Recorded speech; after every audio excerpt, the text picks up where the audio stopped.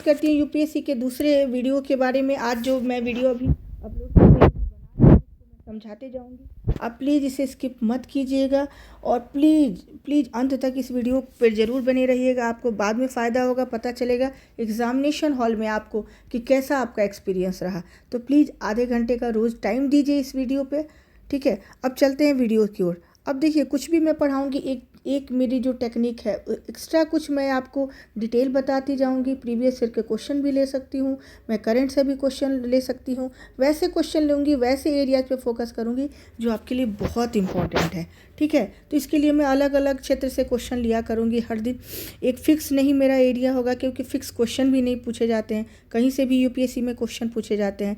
तो एक मैं क्वेश्चन जो लेती हूँ, ठीक है, वो प्रीवियस ईयर के क्वेश्चन पूछा गया है कि कौन कौन से मिनरल्स यूज होते हैं जब ईवी अगर होती है, जहाँ पे ईवी बनता है उस ईवी के लिए कौन सा मिनरल यूज़ होता है। इलेक्ट्रिक जो उसकी बैटरी बनती है ईवी के लिए, इलेक्ट्रिक व्हीकल के लिए, उसमें कौन कौन सा उसमें यूज़ होता है, ठीक है। लिथियम होता है, उसके अलावा क्या क्या होता है, आप इसको कमेंट करके प्लीज़ बताएंगे। ये मैं क्वेश्चन आपके लिए छोड़ रही हूँ, क्योंकि जब तक आपके लिए थोड़े क्वेश्चन छोड़ना पड़ेगा तभी आपका जो माइंड है ना वो स्ट्राइक करेगा और जल्दी जल्दी उन आंसर पे फोकस करने की कोशिश करेगा, ठीक है।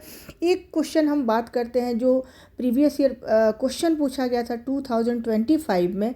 उसमें आपने एक पैटर्न देखा होगा कि इकोनॉमिक्स के जो क्वेश्चन थे वो जो थे थोड़े कॉन्सेप्ट से थे और एक दूसरे से रिलेटेड क्वेश्चन थे। कॉन्सेप्ट जो भी थे वो भी रिलेटेड थे। तो थोड़े एक कुछ डेटाज पे बात आज करती हूँ। जैसा कि आपको अगर डेटा पूछा जाएगा यूपीएससी में, तो वो डेटा कैसे हो सकता है कि रॉ फॉर्म में दे दिया जाए, हो सकता है कि उसके आधार पे आपको कोई स्टेटमेंट बना के दिया जाए। लेकिन ध्यान रखेंगे, रॉ फॉर्म में भी कई डेटाज पूछे गए हैं, स्पेशली जब ज्योग्राफी में भी देखते हैं और इकोनॉमिक्स में भी कई चीज़ें पूछे गई हैं। तो एक क्वेश्चन को देखते हैं कि एक क्वेश्चन भी पूछा जाता है कि टोटल जो एफडीआई है, स्टेटमेंट में क्वेश्चन पूछा गया है कहीं कि एफडीआई है जो 10 सालों में, पिछले 10 सालों में न्यूनतम स्तर पे है इस साल, जबकि ये स्टेटमेंट कम्प्लीटली रॉन्ग है, गलत है। अब एफडीआई की थोड़ी सी हम स्थिति देख लेते हैं कि एफडीआई कितना है इंडिया में। अगर एफडीआई की बात करते हैं तो 2024-25 में जो एफडीआई है हमारे देश में, इस क्लास को प्लीज़, इस वीडियो को स्किप नहीं करें प्लीज़, ये मेरी आपसे रिक्वेस्ट है, आप सबसे हम्बल रिक्वेस्ट है मेरी, ठीक है। अब देखते हैं कि एफडीआई जो होता है, ठीक है, फॉरेन डायरेक्ट इन्वेस्टमेंट, जो देश में हमारे एक साल के अंदर जो इन्वेस्टमेंट आता है फॉरेन से, उसको हम कहते हैं। उसके कई रूट्स भी हैं जो मैं बताऊंगी, ठीक है। तो उसमें क्या क्या क्वेश्चन बनते हैं, जो क्वेश्चन बनेंगे वो स्टेटमेंट में भी पूछा जाएगा या फिर आपको ऑप्शन दे दिया जाएगा। तो जो 24-25 का जो डेटा है, ठीक है, ये जो डेटा है इसमें हम देखते हैं कि जो हमारा एफडीआई आया है वो करीब रहा है 81.04 बिलियन डॉलर। ये ध्यान रखेंगे, बहुत इम्पॉर्टेंट डेटा है, बहुत ज़्यादा इम्पॉर्टेंट है। तो प्लीज़ इसको इग्नोर नहीं करेंगे इस डेटा को, और प्लीज़ इसको आप ध्यान रखेंगे, ठीक है। उसके बाद देखते हैं कि ये लास्ट ईयर के एक और क्वेश्चन पूछा जाता है। देखिए, यूपीएससी बहुत आपको हर जगह फंसाने की कोशिश करता है। थोड़ा माइंड बस शार्प रखें, कूल रखें, ठीक है, और दिमाग के जितने आपके घोड़े हैं ना सब चलाते रहें। कहीं इसको शांत, इस कामनेस रखें दिमाग में, कूलनेस रखें, लेकिन दिमाग चलाना कम ना करें। अब देखिए क्वेश्चन इससे रिलेटेड क्या हो जाएगा कि दूसरा स्टेटमेंट ये भी पूछा जा सकता है कि पिछले साल की तुलना में कितना % इंक्रीज हुआ है या डिक्रीज हुआ है, कुछ भी क्वेश्चन हो सकता है। तो ध्यान रखेंगे, पिछले साल जो था उसके कंपेयर में ये 14% का इंक्रीज है। इंक्रीज कितने, यानी इससे 14% कम था 2023-24 में। तो ये 14% ज़्यादा है। इस चीज़ को बिल्कुल आप अपने माइंड में, दिमाग में बढ़ लें और ये डेटा बिल्कुल याद रखेंगे, ठीक है। नेक्स्ट पे एक और क्वेश्चन पूछा जा सकता है। देखिए, क्वेश्चन का जो पैटर्न होता है यूपीएससी में, ये कहता है कि 1 होगा, 2 होगा। कई लोग इसमें प्रॉब्लम भी क्रिएट हो जाता है, क्योंकि पहले क्या था कि एक कहीं कहीं तुक्का लग जाता था, AB सही है, BC सही है, CD सही है या चारों सही है। ऐसे क्वेश्चन। अब तो एक सही है, दो सही है, लेकिन यहाँ पे भी आपको मैं लास्ट में इस वीडियो के एंड में मैं कोशिश करूँगी, कभी कभी हो जाता है कि ध्यान से निकल जाता है, कि उसके लिए मैं कुछ एक तरीका आपको बताऊँगी कि ऐसे क्वेश्चन को कैसे टैकल करना है, स्मार्टनेस दिखानी है। तो अब आते हैं, थोड़ा डेटा पे ज़्यादा अभी फोकस कीजिएगा, क्योंकि अभी जो यूपीएससी का पैटर्न है वो डेटा भी आपसे जानना चाह रहा है बहुत ज़्यादा। तो यहाँ पे कॉन्सेप्ट के साथ आपकी डेटाज भी बहुत चाहिए। अब 14% का इंक्रीमेंट हो सकता है, तो ये भी पूछ सकता है कि सेक्टोरल जो इंक्रीज हुआ वो कैसा, क्या क्या हुआ। तो सबसे ज़्यादा जो होता है आपको भी पता है, जैसे कि हमारे देश के जो जीडीपी में जैसे कंट्रीब्यूशन क्या होता है, सबसे ज़्यादा जो कंट्रीब्यूशन होता है वो हमारे सर्विस सेक्टर का होता है, सर्विस सेक्टर का होता है। ठीक है, इसमें भी वही है, सर्विस सेक्टर में जो हमारा एफडीआई हुआ है वो 19% हुआ है। ओके, उसके बाद कंप्यूटर जो है, कंप्यूटर सॉफ्टवेयर एंड हार्डवेयर में, कंप्यूटर सॉफ्टवेयर एंड हार्डवेयर में जो हुआ है वो आपको हुआ है 16% का। ओके, और उसके बाद ट्रेडिंग, जो आजकल ट्रेडिंग का एक ट्रेंड है, उसमें जो हुआ है आपको 8%। तो ये क्वेश्चन आ सकता है कि सबका नहीं पूछेगा, ध्यान रखें, यहाँ भी स्मार्टनेस दिखाइए। हर डेटा को बिल्कुल ऐसे ही बिना किसी वजह के आपको याद नहीं रखना है। ठीक है, आप इंसान हैं, ध्यान रखेंगे, मशीन नहीं है।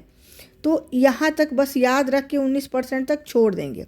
अब जो नेक्स्ट क्वेश्चन आएगा एफडीआई से, क्वेश्चन तो देखिए पूछे जाएंगे एफडीआई से। इस बार क्वेश्चन जहाँ तक मुझे लग रहा है एफडीआई से आपके क्वेश्चन बनते हैं और ये क्वेश्चन पूछे जाएंगे, आप उसके लिए तैयार रहें। ठीक है, अब जो नेक्स्ट जो इसमें स्टेटमेंट और भी पूछे जाएंगे और उससे रिलेटेड क्वेश्चन जो बनते हैं वो भी हम देखने की कोशिश करते हैं। सबसे ज़्यादा एफडीआई किस स्टेट में आया। ठीक है, स्टेट वाइज अगर हम देखते हैं सबसे ज़्यादा, तो वो आता है सबसे पहले कहाँ पे आता है, महाराष्ट्र में, क्योंकि मुंबई सबसे बड़ा हब है, एक ऐसे ही याद रखिएगा मुंबई से। ठीक है, उसके बाद आता है कर्नाटक। कर्नाटक क्या है, सिलिकॉन वैली ऑफ इंडिया है, टेक्नोलॉजी का हब है, तो कर्नाटक आ जाए। तीसरा दिल्ली, दिल्ली में आपको ही पता है एनसीआर दिल्ली है, तो ये कैपिटल है, तो कैपिटल में ऑटोमेटिक होगा। अब देखने की कोशिश करते हैं कि कौन कौन से कंट्री टॉप पे हैं जो हमारे यहाँ इन्वेस्टमेंट करते हैं, एफडीआई जिनके यहाँ से सबसे ज़्यादा आता है। तो नंबर 1 पे जो आता है वो आता है सिंगापुर। ध्यान रखेंगे इसको, सिंगापुर नंबर 1 पे आता है। सेकंड नंबर पे कौन सा आता है, कोई दिमाग आप लगाएं, मॉरिशियस।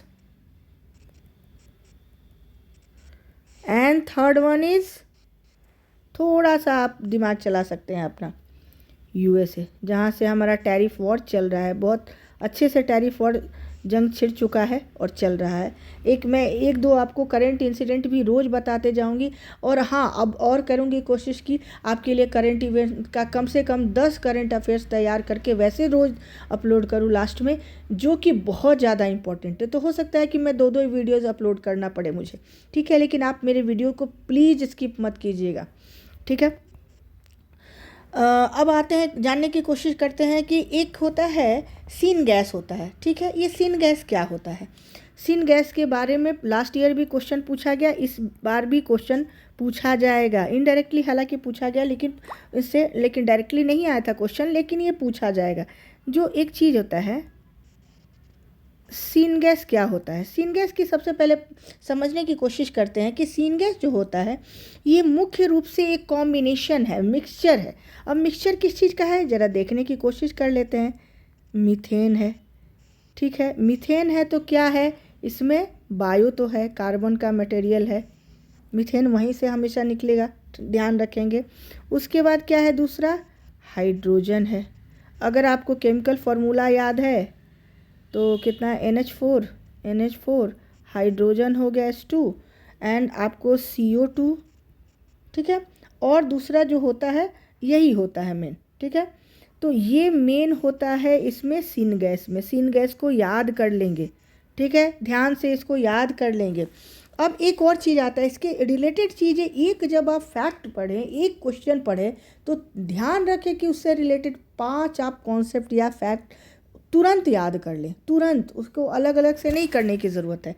अब जो तीसरा क्वेश्चन बनता है कि कोल गैसिफिकेशन से क्या होता है। ठीक है, कोल गैसिफिकेशन हालांकि होता क्या है पहले हम जानने की कोशिश करते हैं।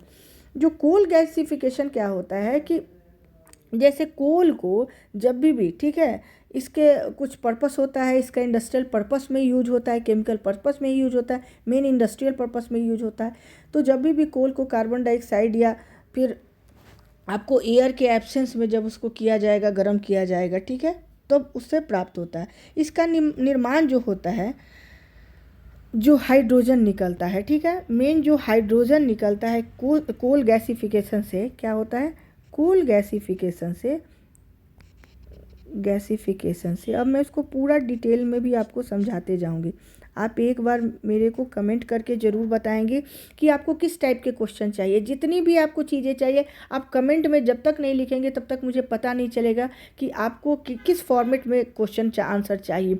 जैसे चाहिए आपको डायग्राम के फॉर्म में चाहिए, किसी चीज़ को बहुत अच्छे से एक्सप्लेन करना है तो वो भी मैं करूँगी बीच बीच में। अभी तो मैंने स्टार्ट किया है तो इसके लिए थोड़ा मैं टाइम लूँगी, उसके बाद मैं ये सारी चीज़ें स्टार्ट करूँगी। तो इसमें जो होता है, इसमें हाइड्रोजन जो होता है, क्या होता है, हाइड्रोजन जो होता है वो अमोनिया निर्माण में उसको यूज होता है। तो यानी अमोनिया निर्माण क्या कहते हैं, जिसमें हम फर्टिलाइज़र के लिए भी उसको यूज कर सकते हैं, फर्टिलाइज़र के लिए। ठीक है, ध्यान रखेंगे। अब आते हैं नेक्स्ट क्वेश्चन की बात करते हैं। ये आपने देख लिया होगा एक बार, और प्लीज़ मेरे चैनल पे कमेंट करने के साथ लाइक करें, सब्सक्राइब करें मेरे चैनल को, ताकि आपको और बेल जो नोटिफिकेशन का जो बेल है उसको ज़रूर ऑन करें, ताकि आपको नोटिफिकेशन जाता रहे, जब मेरी वीडियोज़ आए आप तुरंत उसे देख लें। ठीक है, अब देखते हैं कोल गैसिफिकेशन तकनीक में जो होता है, ये आपने देख लिया, ऑक्सीडेशन का एक प्रोसेस होता है। अब आते हैं कि कोल गैसिफिकेशन के बायो प्रोडक्ट्स क्या क्या होते हैं। एक इम्पॉर्टेंट क्वेश्चन है, बहुत इम्पॉर्टेंट क्वेश्चन है। ठीक है, तो कोल गैसिफिकेशन के जो बायो प्रोडक्ट्स होते हैं आप एक बार देख लेंगे। कोल गैसिफिकेशन के जो बायो प्रोडक्ट्स होते हैं वो होते हैं carbon dioxide, sulphur dioxide and CO मतलब कार्बन मोनोऑक्साइड। तो इस चीज़ को ज़रूर एक बार देख लेंगे, आप ध्यान से रखेंगे इसको।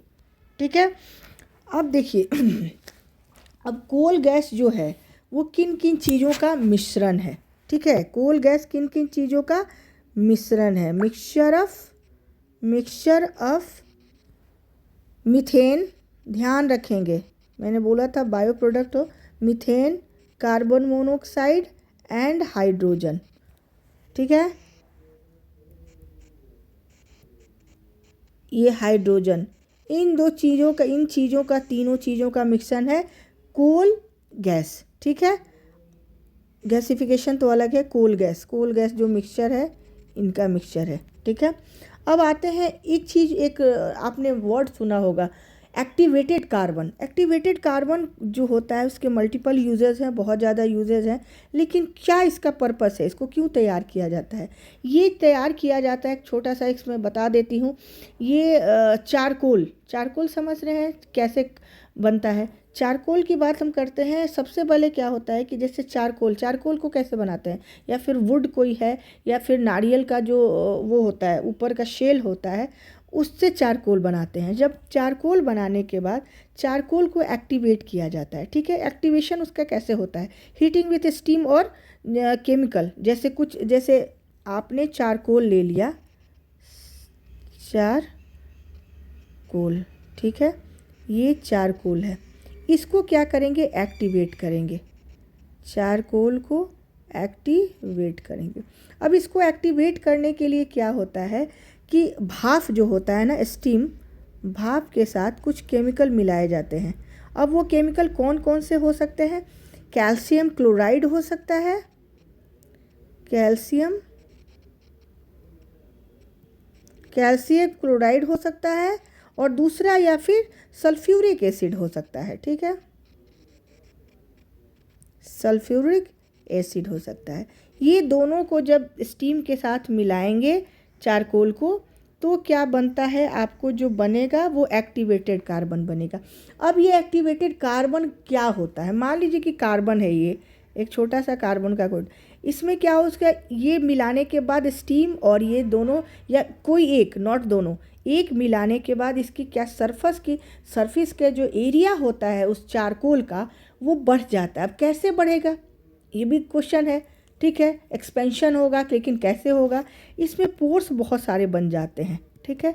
अब वो पोर्स बनने के क्या कहने का मतलब है, एक फ़िल्टर की तरह बन जाता है। आपने देखा होगा स्पंज में पोर्स होते हैं, इसीलिए उसका भी एरिया ज़्यादा होता है और ये पोर्स बन जाते हैं, इसलिए मल्टीपल पर्पस में ये यूज होते हैं, ठीक है। एक्टिवेटेड कार्बन का जो यूज हो, बहुत ज़्यादा एक्टिवेटेड कार्बन का यूज हो रहा है। अब इस यूज़ को आप एक बार कमेंट करके प्लीज़ बताएंगे, ठीक है, ताकि आपको याद हो जाए कहाँ कहाँ इंडस्ट्रियल में, इसका प्यूरिफिकेशन में, वाटर प्यूरिफिकेशन में कहाँ कहाँ यूज़ होता है। प्लीज़ इसको एकदम आप वीवीआई में इसको कर लें, ये क्वेश्चन पूछेगा, ठीक है। अब ये मैं सोच रही हूँ, ऐसा नहीं है कि ज़रूरी है कि वही सेम क्वेश्चन आ जाए। अब देखने की कोशिश करते हैं, कुछ हम प्रीवियस ईयर्स के क्वेश्चन लेते हैं जिस पे थोड़ा सा इम्पॉर्टेंट हो जाता है आपके लिए देखना, ठीक है। अब प्रीवियस ईयर के क्वेश्चन में कुछ क्वेश्चन पूछे गए हैं जिसमें बहुत सारे, जैसे नेटो से रिलेटेड क्वेश्चन पूछे गए हैं। लास्ट ईयर जो क्वेश्चन पूछा गया है वो नेटो से रिलेटेड क्वेश्चन पूछा गया है। आप इस साल के लिए कुछ इम्पॉर्टेंट ले लें, बहुत ज़्यादा ज़रूरी है, जहाँ से मैं बता रही हूँ। नेटो से पूछा जाएगा क्वेश्चन, नेटो के बारे में हो सकता है स्टेटमेंट दे दिया जाए, शायद 16 फरवरी 1949 को ब्रुसेल्स बेल्जियम में इसका क्या है, हेडक्वार्टर।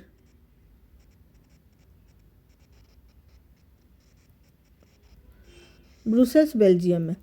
दूसरा अब क्या पूछा जाएगा, इसके सदस्यों की संख्या कितनी है, जो लास्ट ईयर भी शायद पूछा गया था, तो अभी एक्चुअली 32 है। लास्ट जो मेंबर हैं, लास्ट जो मतलब रिसेंट जो सबसे अंत में जो शामिल हुए हैं, मैसिडोनिया है, नॉर्थ मैसिडोनिया, ठीक है। तो आप इन चीज़ों को थोड़ा देख लेंगे। अब इसकी जो फंडिंग बढ़ाई गई है उस फंडिंग को एक बार आप ज़रूर देख लेंगे, ओके। अभी ये बहुत इम्पॉर्टेंट है क्योंकि ग्रीनलैंड का जो मुद्दा है, आपने देखा होगा कि ये जो जगह है ग्रीनलैंड के, ये सारे जगह आप समझने की इसको कोशिश करेंगे। यहाँ पे इसका कैपिटल है, कैपिटल को हमेशा ऐसे दर्शाएं, हमेशा इसका कैपिटल है। क्या ऐसी ज़रूरत हो गई कि पूरा अमेरिका का ध्यान चला गया ग्रीनलैंड पे। ग्रीनलैंड का जो ये कोस्टल एरिया है, ऊपर भी एक दो जगहों पे, एक तो आइस मेल्टिंग यहाँ बहुत तेज़ी से हो रहा है। आइस मेल्टिंग के कारण क्या होगा, बहुत सारे, यहाँ कनाडा है आपको पता है, ये यूएस है, ओके, और यहाँ पे कौन सा है, ये है आइसलैंड, और यहाँ पे आपको ब्रिटेन, ठीक है, यूके। अब देखेंगे कि होगा क्या कि इसके आइस मेल्टिंग, पहले तो इस चीज़ को समझ लेते हैं, ये बड़े बड़े मैंने डॉट्स दिए हैं, ये है, ये जो हैं क्रिटिकल मिनरल्स हैं या रेयर अर्थ मिनरल्स हैं या वैल्यूएबल जो रिसोर्सेज हैं, ठीक है,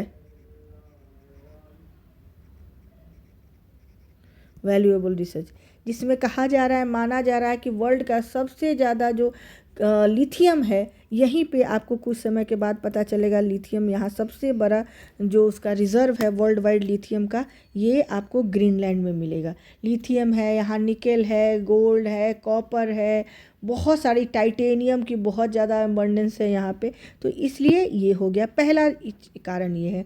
दूसरा कारण ये है कि अगर अमेरिका यहाँ पे कैप्चर करता है, इसको कंट्रोल, तो यहाँ से पूरे यूरोप को कंट्रोल करना यूएस के लिए बहुत इजी हो जाएगा। तीसरा, यहाँ जो ट्रेड रूट होगा उस पे पूरा, क्योंकि आइस मेल्ट होगा तो यहाँ क्या होगा, वाटर का लेवल बढ़ जाएगा, तो एक ट्रेड रूट अपने आप में हो जाएगा। यहाँ से तो कोई ट्रेड रूट है नहीं, लेकिन यहाँ से ट्रेड रूट एक हो जाएगा। तो इसलिए भी चाह रहा है। और दूसरा, जियो जो स्ट्रेटेजिक लोकेशन है वो बहुत इम्पोर्टेंट है। तो इसलिए आप हमेशा इसके नाटो को देख लेंगे और ग्रीनलैंड को देख लेंगे। ग्रीनलैंड में कौन कब क्या क्या हुआ, एक छोटा सा मैं आपको, हालांकि मैंने एक वीडियो शॉर्ट में बना के बताया भी है। ग्रीनलैंड की स्टोरी ये है कि 1721 में ये ग्रीनलैंड था। इसे 1721 में डेनमार्क ने, ठीक है, डेनमार्क ने अपनी कॉलोनी बनाई इसे 1721 में। उसके बाद होता ये है कि उसके बाद 1953 तक ये डेनमार्क की क्या होता है, कॉलोनी रहता है। जैसे ब्रिटिश ने हमें कॉलोनी के रूप में भारत को बनाया, वैसे ही इन पे ग्रीनलैंड पे किसका आधिपत्य रहा, डेनमार्क पे 1953 तक। 1953 से लेके 1979 तक ये क्या रहा, ये रहा क्या बोल सकते हैं, इसका एक प्रोविंस रहा, ठीक है, प्रोविंस रहा। डेनमार्क का अंतर्गत एक प्रोविंस बन के रह गया, ऑटोनोमस क्षेत्र बन के रह गया ग्रीनलैंड। लेकिन 1979 में उसको एक लिबर्टी दिया, और प्रोविंस था, और 1979 में इसको एक ऑटोनोमस क्षेत्र घोषित कर दिया डेनमार्क ने। अब डेनमार्क के अंडर में दो चीज़ें हैं, एक है पूरे ग्रीनलैंड की नेशनल सिक्योरिटी मैटर, ठीक है, कह सकते हैं कि होम अफेयर्स कंप्लीटली है सिक्योरिटी, और दूसरा है फॉरेन अफेयर्स, ठीक है, फॉरेन अफेयर्स। तो ये दो इम्पॉर्टेंट चीज़ों को डील करता है डेनमार्क, ठीक है। तो इसलिए ये इम्पॉर्टेंट है। तो आपको ये तीन जो है ईयर्स, इनको बहुत अच्छे से केयरफुली याद रखना है। और डेनमार्क का कैपिटल कहाँ है इसको भी देख लेंगे। और डेनमार्क बहुत इम्पॉर्टेंट इस बार है, डेनमार्क को बहुत अच्छे से पढ़ लेंगे। डेनमार्क कब नेटो में गया, क्योंकि नेटो का मेंबर है डेनमार्क, इसीलिए यूएस को बहुत इजी नहीं है अटैक करना ग्रीनलैंड पे, क्योंकि नेटो का जो मेंबर्स होता है, नेटो के एक आर्टिकल नंबर 5 कहता है नेटो का कि अगर किसी एक देश पे अगर अटैक होता है तो सारे मेंबर्स पे अटैक माना जाएगा और उसके बदले में सब कार्रवाई शुरू करेंगे। तो ये तो बहुत ही डायलेमा की कंडीशन हो गई, क्योंकि अगर अमेरिका अटैक करता है ग्रीनलैंड पे, तो अमेरिका अकेले करता है अगर ग्रीनलैंड पे अटैक, तो अमेरिका वायलेशन करता है, किसी नेटो के ही कंट्री पे अटैक है ये तो, जो कि पूरे एक्ट का वायलेशन है, एक्ट का उल्लंघन है, क्योंकि डेनमार्क जो है, ग्रीनलैंड जो है वो डेनमार्क के अधीन है, तो उसी का क्षेत्र है, कहा जाए तो परोक्ष रूप से उसी का क्षेत्र है इनडायरेक्टली, तो उस पर अटैक नहीं कर सकता। अगर अमेरिका ने अटैक कर दिया तो बाकी जितने नेटो के मेंबर हैं वो अमेरिका पे अटैक कर सकते हैं। तो कहने का मतलब नेटो का पूरा एग्जिस्टेंस खतरे में आ जाएगा, इसलिए अमेरिका ये नहीं करेगा। हालांकि 2 दिन पहले 6 देशों के मिलिट्री जो फोर्सेज हैं ऑलरेडी डिप्लॉय किए जा चुके हैं ग्रीनलैंड में, ठीक है। तो नेटो को आप अच्छे से देख लेंगे। नेटो का लास्ट मेंबर कौन है, फाउंडिंग, हालांकि 5 जो स्ट्रांग मेंबर थे, लेकिन टोटल 12 फाउंडिंग मेंबर्स थे, ठीक है। उस समय देख लेंगे 1949 में सिग्नेटरी मेंबर्स कितने थे जिन्होंने शुरू में हस्ताक्षर किया, और कौन कौन से लेख जुड़ते गए, इनकी फंडिंग कैसे होती है, सबसे बड़ा फंडिंग का कंट्रीब्यूटर देश कौन है, यूएस है, सबको पता है। तो इन चीज़ों को देख लेंगे। और डेनमार्क की जो स्थिति है उसके आसपास बाल्टिक क्षेत्र की कौन कौन से देशों की इसकी सीमा मिलती है, पूरे बाल्टिक सी वाले क्षेत्र को मैं हालांकि अच्छे से बताऊंगी मैप पे, लेकिन आप उसे बहुत अच्छे से कर लेंगे। अब एक और क्वेश्चन पे, बहुत ज़्यादा मैं क्वेश्चन अभी टेकअप नहीं कर पा रही हूँ, क्योंकि आपको थोड़े कॉन्सेप्ट समझाने ज़रूरी है। अब जहाँ तक मैं देखेंगे, ब्रिक्स को बहुत अच्छे से पढ़ेंगे, एक एक लाइन। ब्रिक्स में 10 से 12 पॉइंट्स आपको पढ़ना है, क्योंकि ब्रिक्स इंपॉर्टेंट इसलिए है क्योंकि आप कहीं ना कहीं, जैसे ही यूएस ने टैरिफ वॉर शुरू किया तो सबसे पहले टैरिफ कहाँ लगा, ब्राज़ील पे सबसे पहला टैरिफ। उसके बाद कहाँ किया गया, इंडिया पे इम्पोज किया गया 50%, देन चाइना पे। तो कहने का मतलब है कहीं ना कहीं ब्रिक्स देशों को टारगेट किया जा रहा है। इसलिए टारगेट किया जा रहा है क्योंकि ब्रिक्स देशों ने ये एक फॉर्मल नहीं कह सकते, लेकिन एक अनाउंसमेंट किया था कि हम डॉलर के अपनी करेंसी एक बनाएंगे जो डॉलर का सामना करेगा, ठीक है। इसलिए ब्रिक्स देशों पे यूएस ने टैरिफ वॉर किया, और टैरिफ अटैक कह सकते हैं वॉर, ठीक है। तो ब्रिक्स को बहुत अच्छे से देख लेंगे। ब्रिक्स की पहली बैठक हुई थी जो रशिया में हुई थी, उसको देख लेंगे, लास्ट में कब हुआ था और उसके कितने मेंबर्स हैं, कौन कौन से मेंबर्स जुड़ते चले गए, और उन मेंबर जितने भी कंट्रीज़ हैं उनका जो करेंसी तो नॉर्मल है, करेंसी जान लेंगे, और उसके बाद कब ये रहे, और एजेंडा इसमें कब कब क्या पास हुआ, जो बहुत इंपॉर्टेंट कोई एजेंडा है इसमें, वो कौन कौन से निर्णय लिए गए और कब पास किया गया। बहुत अच्छे से ब्रिक्स को पढ़ लेंगे, ये बहुत इंपॉर्टेंट क्वेश्चन आने वाला है, इस बार आएगा ब्रिक्स से। अब जो और चीज़ों की थोड़ी सी हम देखने की कोशिश करते हैं, एक नॉर्थ साउथ कॉरिडोर पूछा गया था, जिसे मैंने शायद कल के वीडियो में बताया था, ठीक है। तो जितने भी आपके वर्ल्ड के जितने भी ट्रेड रूट नए बने हैं, जितने नए ट्रेड रूट्स बने हैं, जितने भी नए ट्रेड रूट्स, ठीक है, उनको आप देख लेंगे, बहुत इम्पॉर्टेंट है ये इस बार। स्पेशली आप एक और देख लेंगे, पनामा ज़रूर देख लेंगे। पहले वाला तो दो ही है, एक पनामा है और दूसरा स्वेज कैनाल है, यही दो है, बाकी तो सब और भी अगर बन रहे हैं तो बन रहे हैं। जिब्राल्टर का कल मैंने आपको बता दिया जिब्राल्टर की स्थिति कहाँ है। अब आते हैं कुछ और क्वेश्चन लेते हैं। ये देशों को देखने के बाद सबसे पहले नेटो का जरूर, और नेटो को मेंबर्स कितने हैं जरूर देख लेंगे, और कौन कौन से हैं कौन नहीं है। एक क्वेश्चन पूछा गया, एक और क्वेश्चन ले लेती हूँ, हालांकि टाइम हो गया है। मेरी कोशिश होती है कि मैं 25 मिनट का एक वीडियो रखूं, कभी कभी ज़्यादा भी हो जाता है। सबसे पहले एक क्वेश्चन पूछा गया है, कुछ देखिए ऐसे क्वेश्चन होंगे जिसका कोई लॉजिक तो होगा लेकिन आप उसको नहीं कर सकते। जैसे क्वेश्चन पूछा गया है, भूमध्य रेखा इनमें से कौन कौन से झील से होकर गुजरती है। ये तो थोड़ी से आप ऐसे क्वेश्चन को करना थोड़ा मुश्किल है, लेकिन अगर आप कमेंट करते हैं, 10 से ज़्यादा लोग जिस दिन कमेंट कर देंगे, मैं पूरी जितने भी मैपिंग की क्लास है, मुझे पता है कि शायद मेरे से बेहतर, मैं ये दावा नहीं कर सकती, लेकिन मैं बहुत बेहतर आपको बहुत शॉर्टकट तरीके से पूरी वर्ल्ड की मैप और इंडिया की मैप मैं करा दूँगी, ठीक है। 10 से 12 दिनों में मैं कंप्लीट मैप करा दूंगी। हो सकता है वीडियो थोड़ा लंबा हो सकता है, लेकिन जैसे ही 10 लोग कमेंट करें मैं इमीडिएट अब कल शुरू कर सकती हूँ, ठीक है। लेकिन आप जब तक 10 लोग कमेंट करेंगे तब तक मैं वेट करती हूँ, ठीक है। अब नए क्वेश्चन पे आते हैं। तो ये जो क्वेश्चन एक पूछा गया है, सपोज थोड़ा मैं कोशिश करती हूँ मैप बनाने की, कभी कभी अच्छा बन जाता है, कभी कभी बहुत ही बुरा बनता है, लेकिन ठीक ठाक बन गया, मिला जुला के ये थोड़ा ज़्यादा ही हो गया। यहाँ पे पनामा है। अब क्वेश्चन पूछा गया एंडीज का। देखिए ये बहुत, हर बार एक चीज़ आप कॉमन देखेंगे, साउथ अमेरिका से क्वेश्चन पूछा जाता है, उसके फिजिकल ज्योग्राफी से एक क्वेश्चन या फिर उसके मैपिंग से एक क्वेश्चन पूछा ही जाता है। इसलिए इस मैपिंग के पॉइंट ऑफ व्यू से साउथ अमेरिका बहुत इम्पॉर्टेंट है, ध्यान रखेंगे, और बहुत ईजी है, सबसे ईजी है जितने कॉन्टिनेंट्स आपको पढ़ना है। इससे ज़्यादा शायद टफ है मुझे लगता है कि ऑस्ट्रेलिया जब मैं पढ़ाऊंगी आपको मिनरल्स वगैरह सब सारे 6 प्रोविंस बताऊंगी, इससे ज़्यादा डिफ़िकल्ट है, लेकिन ये सबसे ईजी है। एक तो मैप भी बहुत ईजी है और बहुत खूबसूरत भी लगता है। तो यहाँ से जितने हैं आप साउथ अमेरिका को बहुत अच्छे से कर लेंगे, इसलिए इस बार और इम्पॉर्टेंट हो गया, वेनेजुएला के कारण और भी इम्पॉर्टेंट हो गया, ठीक है। उसके साथ आप कैरिबियन आइलैंड्स को बहुत ही, कैरिबियन को तो मैं यहाँ पे जो यहाँ पे पूरे ऊपर भरे हुए हैं इनको मैं वीवीआई के कैटेगरी में रखती हूँ, ध्यान रखें। वेनेजुएला ये है, वेनेजुएला की जो स्थिति सपोज, और उसके साथ साथ जो ये कंट्रीज़ लगे हैं ये ज़रूर देख लेंगे, और इसके साथ यहाँ, ठीक है, ये यही है ना स्थिति, ऐसे ही है ना। तो ये देख लेंगे। अमेज़न यहाँ से निकलता है, ऐसे ऐसे ऐसे ऐसे जाता है, ठीक है। अमेज़न की तो स्थिति आपने उसका देख लीजिएगा सारा कुछ। उसके बाद एंडीज पूछा गया, तो एंडीज बिल्कुल बिल्कुल बिल्कुल ऐसे आता है, ऐसे आता है, ऐसे।